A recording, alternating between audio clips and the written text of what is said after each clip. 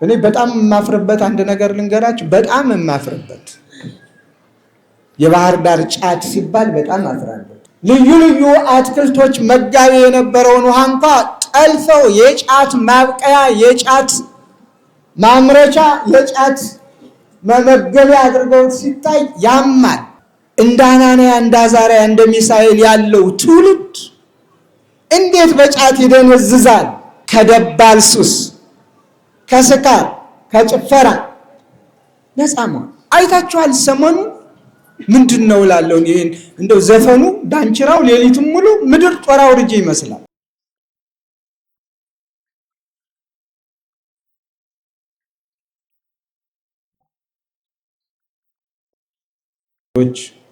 በአጠቃላይ እግዚአብሔር በቸርነቱ የጠራችሁና የሰበሰባችሁ የሊቀ መላእክት የቅዱስ ገብርኤል ወዳጆች በሙሉ እንደምን አደራችሁ? እንደምን አረፈዳችሁ? እንዴት ሰነበታችሁ? አምላካችን እግዚአብሔር ቅዱስ ፈቃድ ሆኖ ይህንን በዓል እንድናከብር የክብሩ ወራሾች እንድንሆን ከሩቅም ከቅርብም ከተለያዩ አቅጣጫዎች ሰብስቦ በቤቱ አገናኝቶናልና ክብርና ምስጋና ለእርሱ ይሁንልን። ሁላችሁንም እንኳን አደረሳችሁ።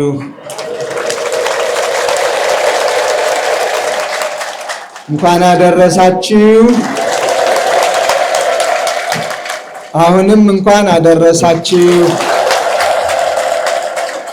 ሊቀ መላእክት ቅዱስ ገብርኤል የምስራች አብሳሪው፣ በችግር ደራሹ እንደ ዛሬው ሁሉ በረድኤቱ ጠብቆ ለሚመጣው ዓመት እንዲያደርሳችሁ እንዲያደርሰንም ቅዱስ ፈቃዱ ይሆንልን። ያስተማሩንን ሊቀ ሊቃውንት ስማ ኮነ መላክን ቃለ ሕይወት ያሰማልን። ቃለ ሕይወት ያሰማልን። ቃለ ሕይወት ያሰማልን። የሰማነውን በልቡናችን ያሳድርብን። ብዙ አላስረዝምም። እንደተነገረው ከዚሁ ከአዲሱ ሕንፃ ቤተ ክርስቲያን ደረስ ብለን ወደዚሁ ወደ መንበረ ክብሩ ታቦቱን መልሰን ይዘን እንመጣለን። ለተወሰኑ ደቂቃዎች አዲስ ትምህርት ሳይሆን እንደ ክለሳም ላድርግና ትንሽ እንነጋገር። ዛሬ አናንያ፣ አዛርያ፣ ሚሳኤል የተባሉ 7 ወጣቶች በልዩ ድንቅ ስራው እግዚአብሔር ሃይማኖታቸውን፣ ጥዋታቸውን፣ ማንነታቸውን አውቆ በመላኩ በወዳጁ በቅዱስ ገብርኤል እንዴት እንዳዳናቸው ያላመነውን የማያምነውን የጣዖት ፍቅር አናቱ ላይ የወጣውን ከጣዖቱ ፍቅር ገላግሎ የአናንያ የአዛርያ የሚሳኤል አምላክ የተባረከ መሆኑን እንዲመሰክር ያደረገበት የተለየ ታምር የተደረገበት ዕለት ነውና ለዚህ ዕለት ስላደረሰን ክብርና ምስጋና ለእግዚአብሔር ይግባው። እንኳን ደስ አላችሁ፣ ደስ ይበላል። አናንያ፣ አዛርያ፣ ሚሳኤል የተናገሩትን ቅድም ሊቀ ሊቃውንት ነግረውናል። አምላካችን ያድነናል፣ ባያድነንም እንኳ አንተ ላቆምከው ምስል አንሰግድም የሚለውን ርዕስ አድርገው አስተምረውናል።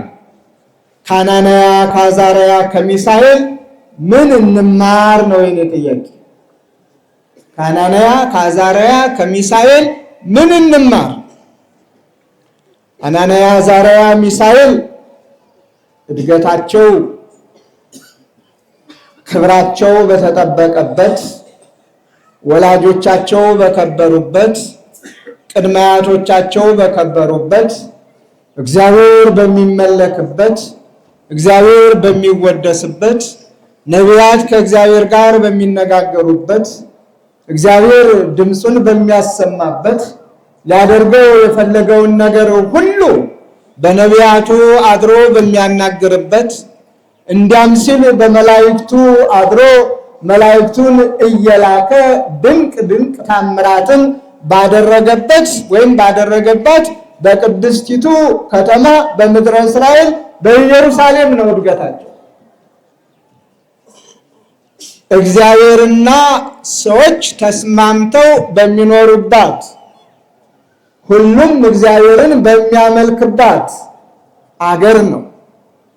ይሁን እንጂ ቅድም እንደተነገረን ሰዎች አንዳንድ ጊዜ አሳ ጎርጓሪ ምንድን ነው የሚባለው? ዘንዶ ከዋጣ ደግሞ ያው የዘንዶ ቀለም መሆን ነው፣ መዋጥ ነው፣ ሌላ እድል የለውም። ስለዚህ አላስፈላጊ እከብር ባይነት፣ አላስፈላጊ አድግ ባይነት፣ አላስፈላጊ ከእግዚአብሔር የተለየ አምልኮ ፍለጋ፣ ባላስፈላጊነት መቅበዝበዝ እግዚአብሔርን በመርሳትና ለእግዚአብሔር ባለመታዘዝ እግዚአብሔርን ያስቆጡታል፣ እግዚአብሔርን ያስቀይሙታል። እግዚአብሔር ደግሞ ቀናኢ ነው። ከሱ ሌላ አምላክ እንዲመለክ አይፈቅድም፣ አይወድም። ለሁሉም ሕግና ስርዓት አለው። የፈጠረው ፍጥረት ተከባብሮ ተዛዝኖ ተረዳድቶ እንዲኖር፣ ሊያመልከው የሚገባው ግን አንድ አምላክ ብቻ መሆኑን በዘመነ ብሉይ በዘመነ ሐዲስ አንድነቱን ሶስትነቱን ብቻ እንድናመልክ ነው የነገረን የደነገገልን። ታዲያ ሰዎች በፍላጎታቸው በክፉ ምኞታቸው እግዚአብሔርን ከማምለክ ርቀው የራሳቸውን አምላክ ሲፈጥሩ እግዚአብሔር ይቀየማል። ስለዚህ ክብርን ይገፋል። እግዚአብሔር ሲቀየም ሌላ አይደለም የሚያደርገው፣ ክብሩን መግፈፍ ነው፣ ማዋረድ ነው፣ ከፍ ከፍ ያለውን ዝቅ ዝቅ ማድረግ ነው። እንደ ናቡከደነጾር ንጉሥ ነው፣ ከፍ ያለ ነው። የተሰጠውን ክብር አልጠቀምበት ሲል ግን ከንጉሥነቱም አውርዶ ከዚያም በታች አሳንሶ ወደ እሪያነት ለውጦ በምድረ በዳ እንዲቅበዘበዝ ማድረግ፣ ይህ እግዚአብሔር ድንቅ ስራው ነው። ስለዚህ አልታዘዝም ባይ ሲበዛ በክፉ ምኞት ሰዎች ሁሉ ተጠልፈው ባላስፈላጊ መዳራት፣ በምንዝርና፣ በቂም፣ በበቀል፣ በግድያ፣ በአምልኮ ጣዖት ሲሰክሩ እግዚአብሔር ተቆጣ። ደካሞችን ጠንካራ አደረገ፣ ተማራኪዎችን ማራኪ አደረገ፣ ተሳዳጆቹን አሳዳጅ አደረገና ወደ ምድረ ፋይድ ወደ ባቢሎን ማረካቸው። ብዙዎች ናቸው የተማረኩት። የተማረኩት ሁሉ ብዙ ታሪክ አልተመዘገበላቸውም። ወይም ያገኙትን እንዲያ ሲሉ ቀኑ መሽቶባቸዋል፣ አለበለዚያም በመንገድ ተደነቃቅፈው ቀርተዋል። ስም አጠራራቸው ሳይጎላ ማንነታቸው ሳይረዳ እንዲሁ በባዕድ ሀገር ባዕድ ሆነው ቀርተዋል ማለት ነው። እነዚህ ስም አጠራራቸውን ያለወጡ ልብ አድርጉ። ስደት የውርደት ምልክት ነው። ስደት ማንነትን ያሳጣል። ስደት ክብርን ይቀንሳል። ስደት ዝቅ ዝቅ ያደርጋል። ስደት እኔነትን እኛነትን ያጠፋል። በሀገራቸው ከብረው ገነው አንቱ ተብለው ይኖሩ የነበሩ ሁሉ ወደ ባዕድ ሀገር ሲሰደዱ በባዕዳን እጅ ሲወድቁ ማንነታቸውን አጥተው ጠንካሮቹ ደካሞቹ ነው፣ አዋቂዎቹ አላዋቂዎቹ ነው፣ ጀግኖች የጀግንነት ክብራቸውና ስማቸው ተገፎ አማኞች የአማኝነታቸው ምንነት ተነጥቆ በባዕድ ሀገር ነውና ያሉ እንደ ሀገሩ እንደ ንጉሱ እንዲያጎነብሱ የሚያስገድድ ነው ስደት። አናንያ፣ አዛርያ፣ ሚሳኤል በተሰደዱበት ሀገር ለነሱ መልካም ነገር ነው የገጠማቸው። የሚበሉት አላጡም፣ የሚጠጡትም አላጡም፣ ስልጣንም አላጡም። እንደውም በሀገራቸው ያላገኙትን ስልጣን ምግባቸውም ለንጉሱ ከሚዘጋጀው እንዲመገቡ ነው የተፈቀደላቸው። መጠጣቸውም ንጉሱ ከሚጠጣው ከጠጁ ከብርዙ እንዲጠጡ ነው የተፈቀደላቸው። ግን ማንነታቸውን የሚያሳጣ ቦታ ነበር። ከጥበብም በላይ ጥበብን እንዲማሩ ግን ከጥበብ በላይ ያለውን ጥበብ እግዚአብሔርን እንዲክዱ የሚያደርግ ቦታ ነበር ያሉበት። ከሃይማኖት በላይ ሃይማኖት ኑሯቸው እግዚአብሔርን እያመለኩ የሚኖሩት ሃይማኖት በሌለበት አንድ ሰው በምኞቱ ፍላጎቱ በጉልበቱ ባቆመው ምስል እንዲንበረከኩ እንዲሰግዱ በሚደነገግበት ሀገር ነበር የወደቁት። ይህ ሁሉ ክብራቸውን አሳጥቷቸዋል። ስደት ይሄ ነው እንግዲህ። ይሁን እንጂ እነሱ የሚበላ ካገኘን የሚጠጣ ካገኘን እኛ ምን ቸገረን፣ በዛውም ላይ ከተሾምን ከተማርን ካወቅን ከተመራመርን በባዕድ ሀገር እንዲህ አይነት ክብር ካገኘን የሚለው ነገር ለነሱ ቦታ አልነበረውም። ምክንያቱም ተሰዳጅነታቸው የመጀመሪያው ህልውናቸውን ያጠፋው ስማቸው ሲገፈፍ ነው። አናንያ አዛርያ ሚሳኤል የሚለው ስማቸው የተወለዱበት አካባቢ ወላጆቻቸው በአካባቢው የሰየሟቸው ከሃይማኖት ጋር የሚያያዘው ስም ጠፍቶ ማን ብሎ ነበር የሰየማቸው ንጉሱ? አቤት አንድ ሰው ሲድራቅ፣ ሌላ ሰው ደግሞ አቤት ሚሳቅ፣ ሌላ ሰው ደግሞ አብደናጎ። ልዩ ልዩ ስም ነው የሰጣቸው። ይሄ ማንነትን የሚያሳጣ ስም ነው። ክብርን የሚያሳጣ ስም ነው። እንዲሁ ነው ግን የሚበሉት ሞልቷል፣ የሚጠጡት እንደ ልብ ነው። ይሁን እንጂ ክብራችንን አጥተን በልተን ጠጥተን ለብሰን ሞቆን ደምቀን ተሹመን ከፍ ከፍ ብለን ከመኖር ማንነታችንን ይዘን በማንነታችን መኖር ይበልጥብናል ነው። ትምህርቱን አንማርም አላሉም፣ ተማሩ፣ ዕውቀት ነውና። ግን የሚገባቸውን ዕውቀት ወሰዱ። ለነሱም የማይገባውን የባዕድ ዕውቀትና ትምህርት ግን አምዘገዘጉና ጣሉት። የሚማሩት ሁሉ ጠቃሚ አለመሆኑን መመርመር ግድ ይላል። በትምህርት ዓለም ውስጥ ስንፍና የስንፍና ትምህርት አለ። እግዚአብሔር የለም የሚል ትምህርት ቢኖር ስንፍና ነው። ግደል የሚል ትምህርት ቢኖር ስንፍና ነው። ስረቅ የሚል ትምህርት ቢኖር ስንፍና ነው። አመንዝር የሚል ትምህርት ቢኖር ስንፍና ነው። ቀማ ታገል የሚል ትምህርት ቢኖር ስንፍና ነው። ስለ ሀገር ክብር የሚደረግ ሌላ ነው። ስለ ወንጀል የሚደረገው ትምህርት ሌላ ነው። በእያንዳንዱ ነገር። ስለዚህ እነዚህ ሶስት ወጣቶች ዕውቀትን እንደ ዕውቀት ወሰዱ። የሚገባቸውን ተጠቀሙበት፣ የማይገባቸውን ግን በሩቁ አውቀው አስቀመጡት። እንደ ምግብ ግን አንመገብም ይሄን ያሉት። ኃላፊው የነሱ መጋቢ እንዳይጠቁሩ እንዳይከሱ አደራ የተባለው ግን በብዙ ጭንቀት እባካችሁ የንጉሱን ትእዛዝ ሰምታችኋል፣ ጠቁራችሁ ከስታችሁ ጠውልጋችሁ ቢያይ ንጉሱ እኔ ነኝ የምቀጣ ተዋላቸው። ግድ የለህም ብቻ ጥሬ ትንሽ ጥሬ እየሰጠ ተመልከተን ከሌሎች ጋራ ነው ያሉት።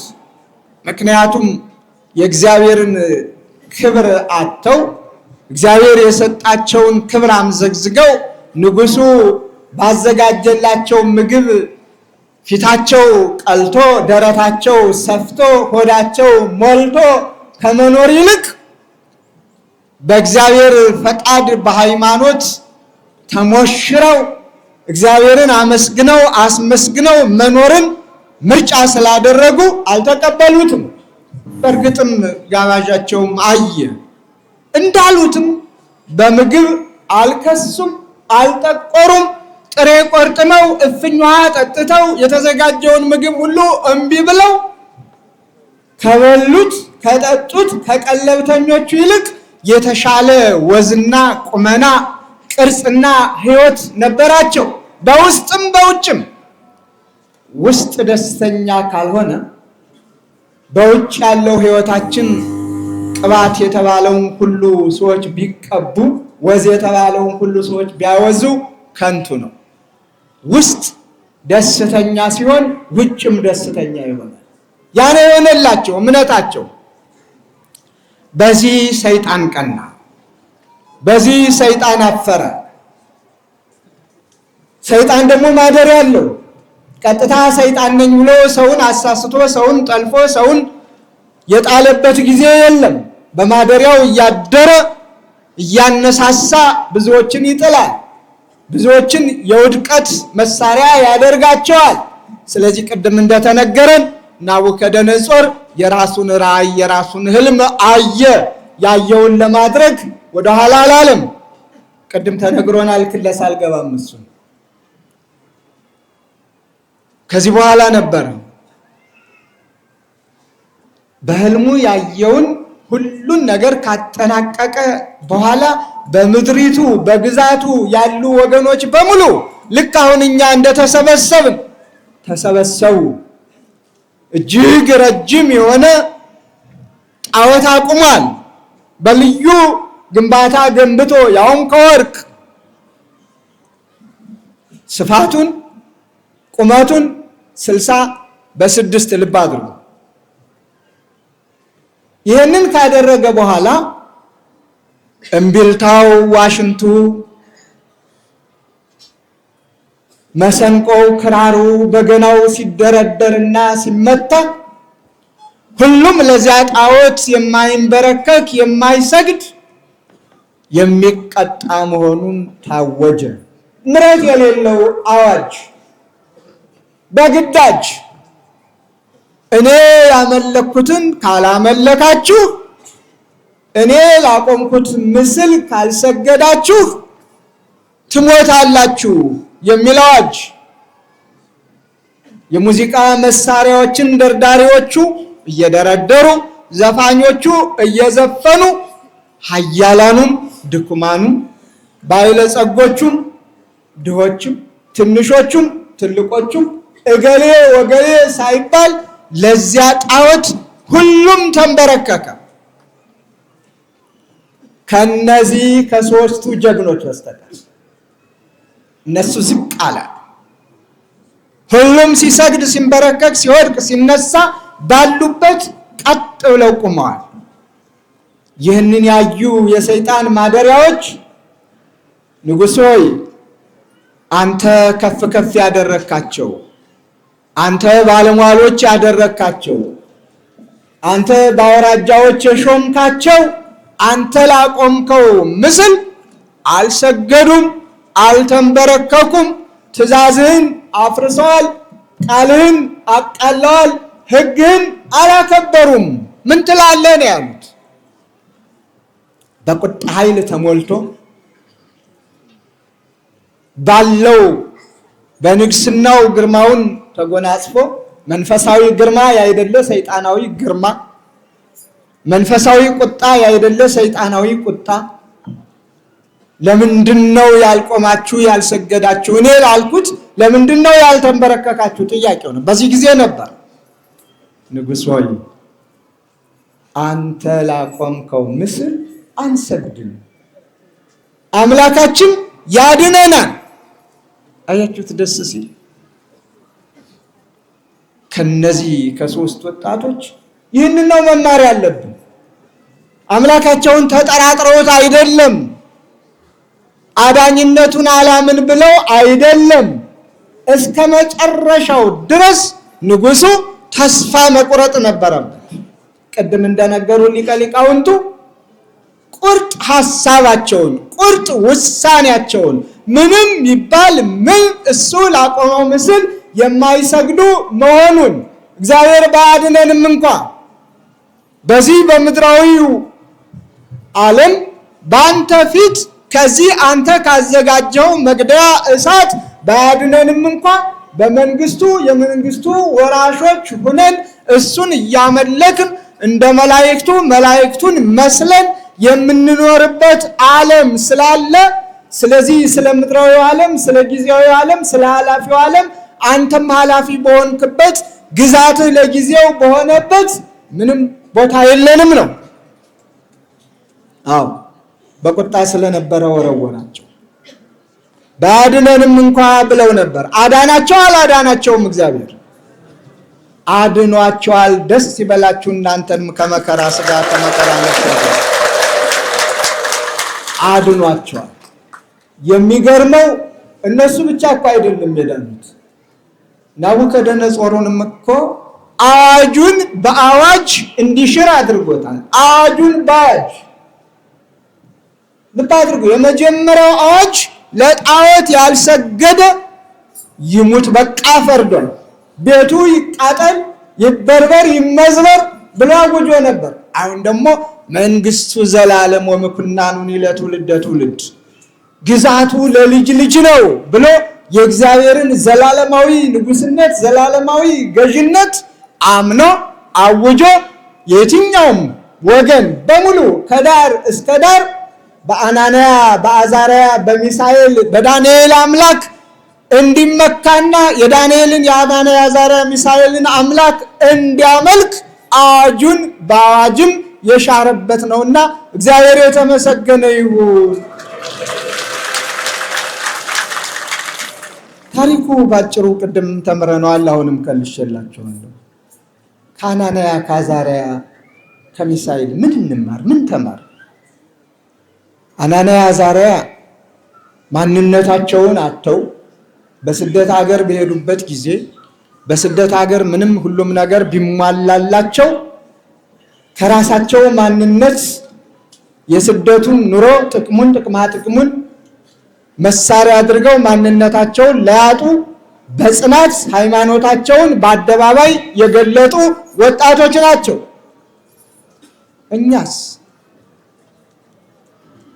እኛ ደግሞ መላው ጠፍቶን እንደውም በገዛ ሀገራችንም ስደተኞች ሆነናል አይደል? ዛሬ ሰው እኮ በገዛ ሀገሩ ስደተኛ እየሆነ አቤት! በገዛ ሀገሩ ከቤቱ ተፈናቅሎ ሜዳ ላይ የሚወድቅ ከሆነ መጠለያ አጥቶ ፀሐዩም ብርዱም ክረምቱም በጋውም የሚፈራረቅበት ከሆነ ስደተኛ ነው ማለት ነው። ይህን ምን አመጣው? ማንነትን አምኖ አክብሮ በፍቅር በሰላም በአንዲት ሀገር አንድ ወገን አንድ ሕዝብ የመኖር ዕጣ ፈንታችን ደካማ ስለሆነ ነው። እኔ በልጥ በሚለው ክፉ አስተሳሰብ ተመካክሮ ተወያይቶ ችግርን የመፍታት አቅም ማነስ የብዙዎችን ክብር ነክቷል። የብዙዎችን ማንነት አጥፍቷል። የብዙዎችን ቤት አንኳኩቷል። ቤት ሲኖራቸው ቤት የለሾች ሆነዋል። ይህ ፀሐይ የሞቀው ሰው ያወቀው ሁላችን የምንረዳው ስለሆነ ብዙ ማለት አያስፈልገንም። በአናንያ በአዛርያ በሚሳኤል ችግር የተገኘው ቅዱስ ገብርኤል ዛሬም እንዲህ ተሰባስበን አማላጅነቱን አምነን የምንጠራው መልአክ እሳቱን አብርዶ የነገሩን እሳት የጦርነቱን እሳት የጥላቻውን እሳት አጥፍቶ በአንድነት በፍቅር በሰላም የምንኖርበትን ከአምላኩ ከፈጣሪው እንዲያማልደን የእግዚአብሔር ቅዱስ ፈቃዱ ይሆንልን። እግዚአብሔር ምልጃውን ይስማልን። አናንያ አዛርያ ሚሳኤል ወጣቶች ናቸው። ቅድም ተብለናል። አገሩ ምቹ ነበረ ለወጣትነት። የፈለጋቸውን ስሜታቸውን ለማርካት የወደዱትን ለማድረግ እድሉ ተሰጥቷቸው ነበረ። ግን በሃይማኖት የጸኑ የሃይማኖት ጀግኖች የሃይማኖት አርበኞች ስለነበሩ ለተራ ነገር አልተንበረከኩም። የዛሬውስ ወጣት ምን እየሰራ ነው? የዛሬው ወጣት ከሞላ ጎደል ከጥቂቶቹ በስተቀር አንዳንድ ጊዜ የክርስትና ደሴት በሚባለው የክርስትና አካባቢ በሚባለው እንኳን መልኩን እየቀየረ ነው። ባላስፈላጊ አደንዛዥ እጽ መስከር ተጀምሯል።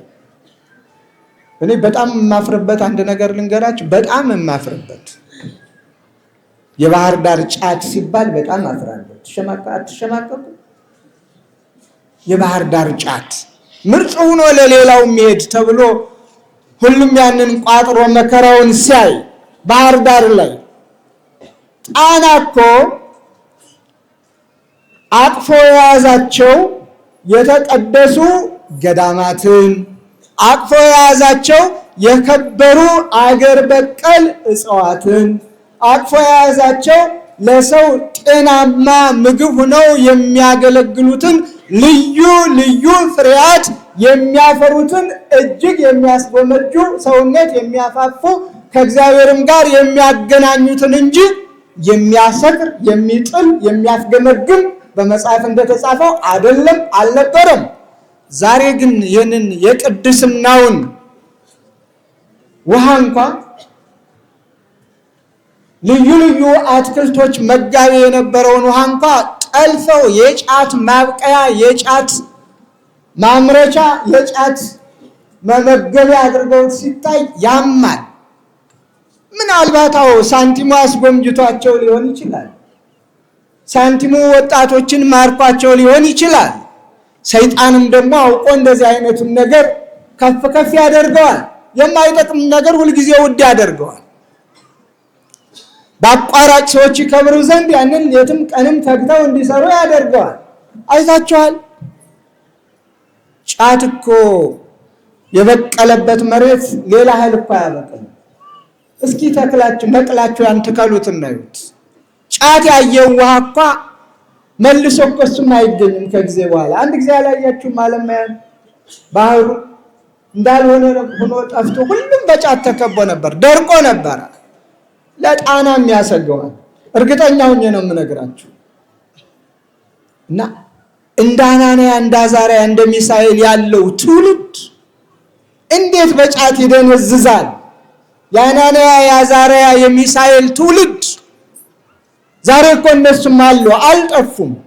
ዛሬ እኮ በዓሉን ስናከብር ስለ እነሱ ስንተርክ እነሱን ሆነን እነሱን መስለን እነሱ በተጓዙበት ተጉዘን በጎ ነገር ሰርተን እግዚአብሔርን አምልከን እንድንኖር እንጂ ዝም ብለን አይደለም የምንጠቅሳቸው። ስለዚህ ከደባል ሱስ፣ ከስካር፣ ከጭፈራ ነፃ መሆን አይታችኋል። ሰሞኑ ምንድን ነው እላለሁ ይሄን እንደው ዘፈኑ ዳንችራው ሌሊቱን ሙሉ ምድር ጦር አውርጄ ይመስላል። ሰንጥቆት እዛ ጊዮርጊስ ነው ያለን፣ ጊዮርጊስ ይሰማል። ምን ተፈጠረ? ምን ተገኘ? ሁሉ ዘፈን ዛሬ የምናለቅስበት የምናዝንበት የምናነባበት አምላክ ሆይ ለሀገራችን ሰላምን ስጠን ብለን ወደ እግዚአብሔር የምንጮህበት የሚዘፈንበት ጊዜ ዛሬ ስንትና ስንት ወገን በየጣሻው በየበረሃው በየምኑ እየወደቀ በመከልብ እየሆነ ወጣቱ እንደ ቅጠል እየረገፈ ባለበት ሰዓት ላይ እግዚአብሔር ሆይ መዓቱን በትዕግስት ለውጠው ቁጣን መልስ ብለን እግዚአብሔርን የምንለምንበት የምንጾምበት የምናለቅስበት ወይስ የሚዘፈንበት ጊዜ? ጥፊ ያላት ከተማ እንደዚህ ነው። ቤተ ክርስቲያን እዚህ ትዘምራለች፣ ታለቅሳለች። ሌሊቱን ሙሉ ካህናቱ አይታችኋቸዋል። እንደ መላእክቱ ጠማን ሳይሉ ደከመን ሳይሉ በጥፍራቸው ቆመው እግዚአብሔርን ሲያመሰግኑ ምሕረት ይቅርታ ሲጠይቁ ያድራሉ። ሌላው ደግሞ በዚያው አንጻር ይህንን ላለመስማትም ይመስላል ምድር ወግጂ ብሎ እንደ ሰባ ትካት አላስፈላጊ ጭፈራ ይሰማል። ከአናንያ ከአዛርያ ከሚሳኤል አልተማርነውም። እነሱ በቆሙበት ምድር የዘፈን ነበረ። ለዚህ ጆሮ የለንም ነው ያሉ። ጆሮአቸውን ለእግዚአብሔር ነው የሰጡ። እነሱ በቆሙበት ምድር አዋጅ ነበረ፣ የሞት ቅጣት የሚያመጣ የጊዜያዊ ሞት እኛን አይገዛንም፣ አያንበረክከንም፣ ዘላለማዊ ሕይወት አለ ብለው ሰማያዊውን ያሰቡ ከምድራዊ። ሁሉም ጊዜ አለው። አዎ የጋብቻው ዘፈን ይኖራል፣ የሀገር ፍቅር ዘፈን ይኖራል አለው ጊዜ ግን ዝም ብሎ ሊሉ ሲጨፍሩ፣ ሲሰክሩ፣ ሲወድቁ፣ ሲነሱ ማደር ክርስቲያናዊ ጠባይ ነው። እኔ ስለሌላው ምናልባት ላይመለከተኝ ይችላል። ግን እንዴት ማተብ አድርጎ እንዴት መስቀል አንጠልጥሎ አንገቱ ላይ ሲጨፍሩ ማደር፣ ሲሰክሩ ማደር ምን አመጣው? ወይ የኛ ችግር የሰባኪዎቹ ወይስ የተሰባኪው? ጩኸታችን ሁሉ ከንቱ ለምንም የማይጠቅም ነው ማለት ነው። ጩኸታችን እኮ አመል አይደለም፣ ልማድም አይደለም። ተያይዘን እንዳን ነው። የአሁኑ ጩኸታችን ለሀገራችን ሰላምን እንዲሰጠን እግዚአብሔርን እንለምነው ነው። አየነው፣ በጦርነቱ እያየነው ነው። ዓመታት እየተቆጠሩ ነው። እግዚአብሔር ሰላምን ካልሰጠ በጦርነት የሚመጣም ሰላም ሊሆን አይችልም። ስለዚህ ሰላምን እንዲሰጠን እግዚአብሔርን እንለምነው። እንደ አናንያ፣ እንደ አዛርያ፣ እንደ ሚሳኤል እግዚአብሔር በቃ ሲል ደግሞ ሁሉም ይበቃል። ለእግዚአብሔር የሚሳነው ነገር የለም። እግዚአብሔር ሲፈልግ የተናቁትን አስነስቶ ሽማግሌዎች አድርጎ ሊያስታርቅ ይችላል። እግዚአብሔር ሲፈልግ እንደ ነቢያቱ፣ እንደ ቅዱሳኑ፣ እንደ ባሕታውያን አባቶቻችን አስታራቂዎች አድርጎ ያሰማራል። የደነደነውን ልብ ይከፍታል፣ አእምሮውን ይከፍታል፣ እንዲሰማ ያደርጋል፣ የቀኝ ግራ። ከዚያም እግዚአብሔር ሰላሙን ያውጃል። ለምን በዚህ አንጠቀምም? በሃይማኖታችን እንጽና። አናንያ፣ አዛርያ፣ ሚሳኤል በንጉሱ ፊት ባለሟሎች ቢሆኑም ቢሾሙ ቢሸለሙም በሃይማኖታቸው ግን አልተደራደሩም። የዛሬ ወጣት በስንት ነገር ነው ሃይማኖቱን የሚደራደርበት። ቅድም ሊቀ ሊቃውንቱ ጠቅሰውታል። ዳቦማ የሆነ ሃይማኖት፣ ዳቦስ ሀገር ይሆናል፣ ዳቦስ ስልጣን ይሆናል፣ ዳቦስ እድሜ ይሆናል። ስንት ዳቦ ያላቸው ዳቦአቸውን ጥለው ሲሄዱ አላያችሁ?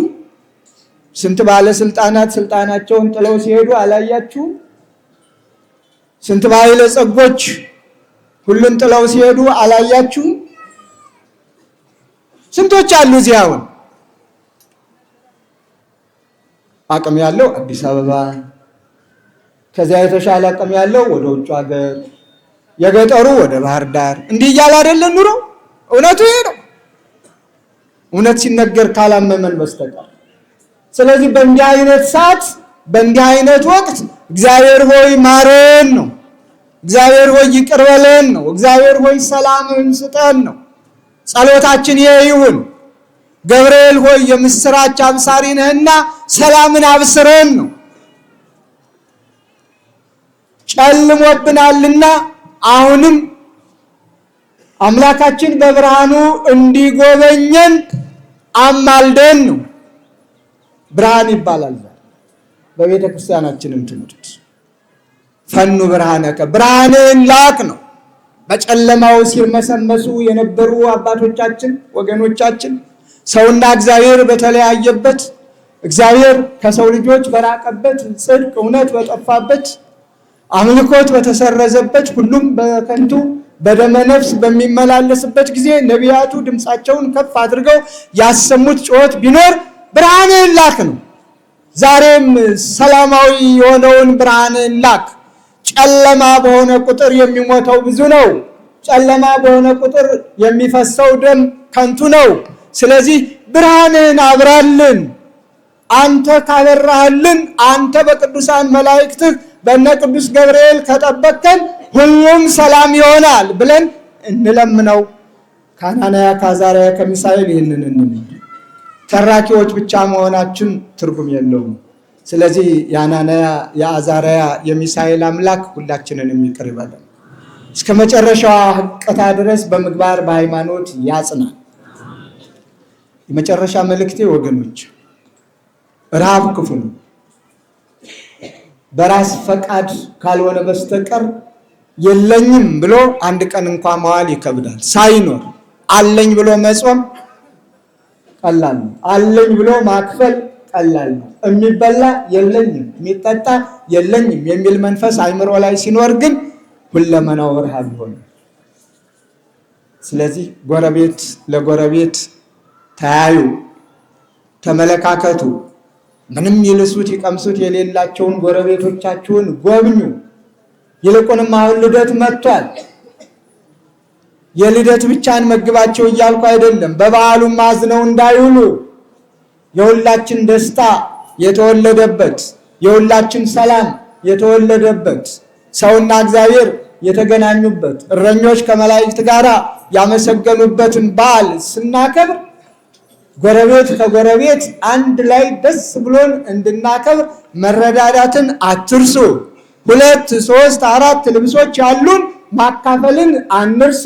ለየሚሆነው ወጣቱ ለወጣቷ፣ አረጋውያን ሽማግሌዎች ለሽማግሌዎቹ፣ ባልቴቶች ለባልቴቶቹ፣ ካህናቱም ለካህናት፣ ሻል ያለው ካህን ትንሽ ደከም ላለው ካህን፣ መነኮሳቱም ለመነኮሳት፣ ሁላችንም ተረዳርተን ተዛዝነን እስከኖርን ድረስ የእግዚአብሔር ነን።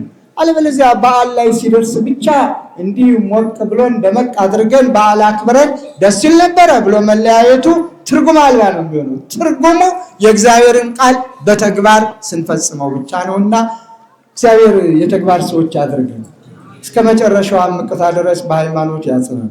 የሰላም አምላክ ለሀገራችን ለኢትዮጵያ ሰላሙን፣ ፍቅሩን፣ አንድነቱን ይስጥልን። በቃ ይበለን። መከራውን፣ ፈተናውን፣ ደዌውን፣ በሽታውን ሁሉ ከሀገራችንና ከልጆቿ ያርቅልን። በአንድነት በሰላም በፍቅር ተዛዝነን ተባብረን ተከባብረን የምንኖርበትን እግዚአብሔር ይርዳን።